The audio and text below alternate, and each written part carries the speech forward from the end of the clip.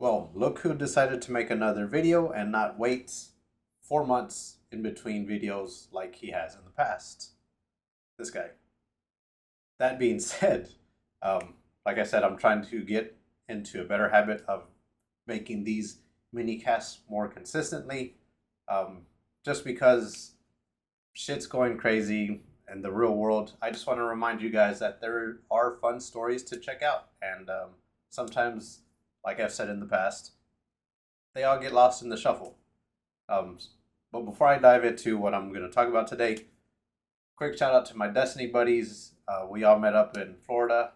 We got to hang out at GCX, with the exception of one or two who I will see at a different point in the future. It was a fun time. I highly recommend meeting your gaming buddies in person and just fucking shooting the shit because, we build these relationships online, and to go without actual human interaction, face to face interaction, it shouldn't be that way.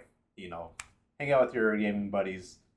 It'll make your life a little bit better. So I want to talk about Alien Romulus. I saw that one last week in IMAX, and it is a must watch if you are a fan of the Alien franchise.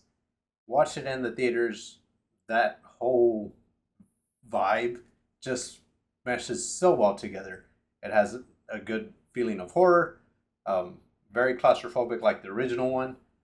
This movie completely pays homage to Alien and Aliens, and it does draw some aspects from some of the later movies, but this is clearly going to be in the top three of the Alien universe.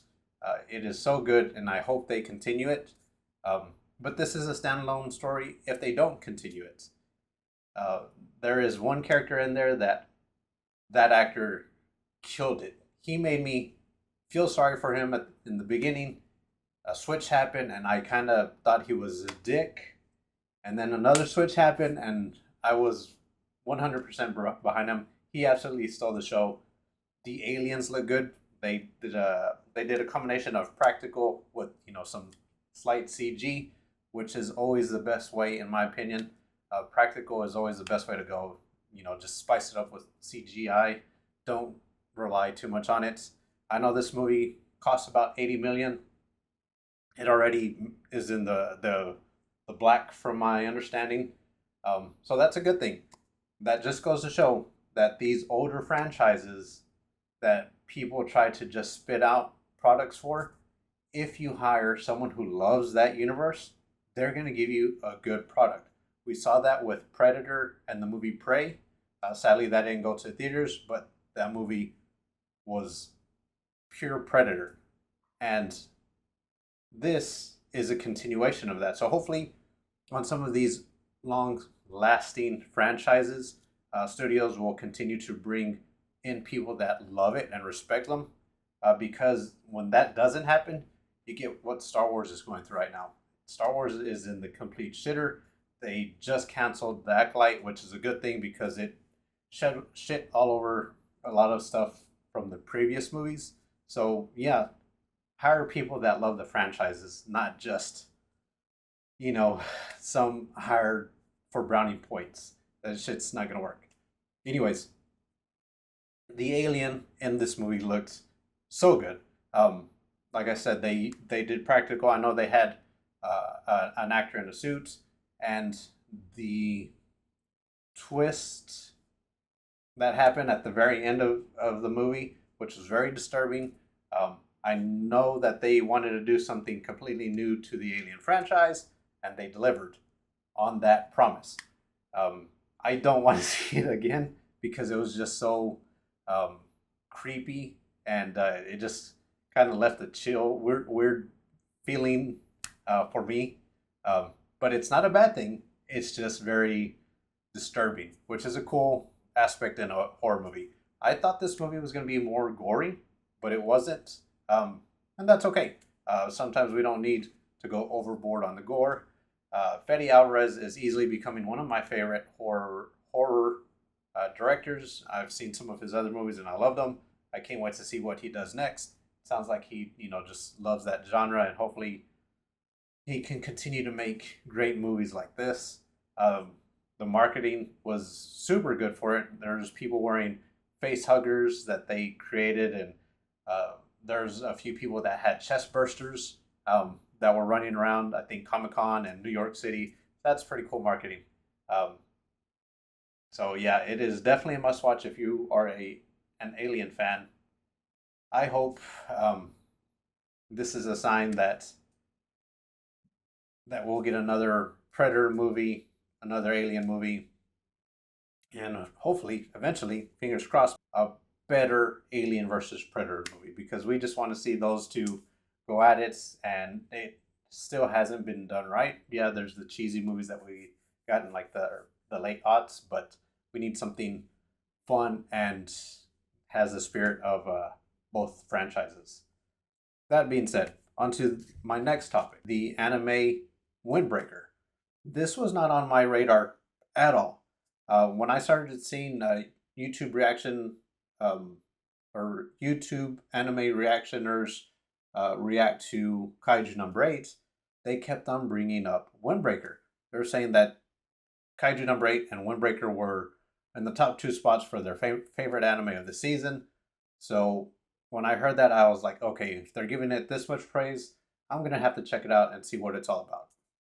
When I saw the trailer, I thought, great, another Tokyo Revengers, a high school, an anime about a high school gang and them fighting each other. I kind of dropped, Tokyo Revengers because I didn't like how the main character never really fought. He was this time traveler situation, which that didn't bug me.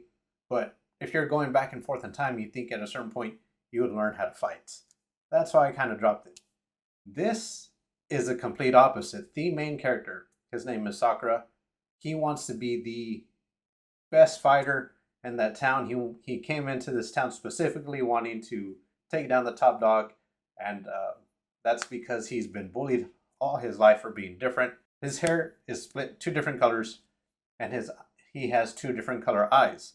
That makes him an easy target to be bullied. He comes into this brand new town with a chip on his shoulder, and immediately he is thrown for a loop. He doesn't understand what's going on. In this town, the high school gang protects everyone.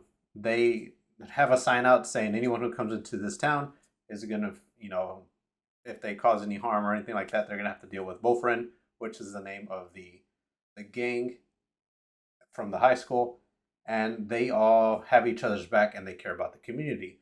So that told me immediately this isn't the typical thug gang versus gang fight anime type of deal that I've seen in the past and read a few times. There was going to be some levels of I don't even want to say heroicism, but yeah, the gang are the protectors of this town, and because of that, they are kind of spoiled in a way. I say spoiled, but it's not like in a bad way. The town just is very appreciative. They give them free food, but at the same time, the gang's repainting walls, doing all the chores for everyone. So it's a nice little community where the gang's protecting the town, and the town's thankful for the protection, and they are returning that love and appreciation. As we're going through the anime, we realize that Sakura has never really had good interactions with people. He's very defensive, and when people start to compliment him or talk positive to him, he gets very embarrassed, and that just shows that he's never had that type of relationships with people. So we meet some of his classmates. They're all designed super cool, and then there's a situation where one gang comes into their high school and calls out the leader. He wants to fight the leader. He wants to start a brawl, and 5 characters from this high school decide to go to that gang's hideouts and fight 5 of their characters. This is a short season. I know season 2 has been confirmed, but it's like 13 episodes. So the first half of this season, we have Sakura going meeting people, and then the second half, it's all fighting from the boyfriend guys and this other gang. And this other gang is a prime example of how the intention of what you're supposed to be can get corrupted. Um, there's a character that completely rose to the top, and his mind got twisted and warped. And now, instead of being a gang of strength, they're a gang that the second you lose, you're stripped from all your uh, membership jacket or whatever however you want to put it, and you're kicked out to the streets. They don't want you anymore. So it's like the strongest will survive, and that's not how that gang originally was. But you see how these characters, because they didn't have anyone to push back, they became twisted. And when they run into Sakura and the other classmates of Bofren, or in Bofren, under Bofren, um, these guys remind them that there is a better way to be. And yeah, the fights look amazing first off, but having someone understand you like during a fight and after a fight, that's pretty unique. You don't see that often, but that's what the basis has been so far in this anime. I haven't read the manga, so I don't know where we're gonna go from here. But these guys, they yeah, they are about fighting, but they have a heart to them. They don't fight just to fight. They fight because it's fun, um, and there is a level of I guess a level of responsibility behind the reasons they fight, and because of that, they are getting stronger for a reason. They have a reason to fight. It's not just like this other gang where they're just fighting to fight. So yeah, it is a super good anime. I would highly recommend it to someone like my mom who's only watched a few anime. Uh, if you're more into the like action drama, I would highly recommend this one for that itch. Like I said, anime has transcended just being anime. There's so many good stories that are being told in the anime uh, atmosphere. So yeah, definitely check this one out. Um, there is just like with any anime, there are plenty of funny moments, but it's not like Kaiju Number Eight. Kaiju Number Eight had a lot of humor in it. This one doesn't have a lot of humor. There's some humor sprinkled in here and there, but that's not the gist of it. This is more about having characters look inside to find out where they fucked up, and the imagery that they have for all these situations, it's just perfect for this world that we're being introduced to. So yeah, like I said, the anime is beautiful. The fight sequences are amazing.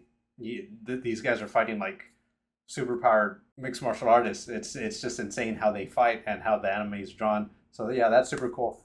The song choices that they use aren't like very upbeat and action heavy. They're more slower and beautiful, if that makes sense, and it fits during the scenes that they are played. The opening song is super good. I absolutely love it. Have it on my Spotify playlist now. But yeah, I can't say enough about it. I've told a few friends to check it out. They loved it. I'm trying to get some more of my friends to watch it, but we'll see if I can convince them to watch it or not. Because the high school gang aspect of it, it's based in reality. That can sometimes deter people when it comes to the anime, universe. But yeah, that's where I'm going to end this. I hope you have a good one, and I will talk to you later.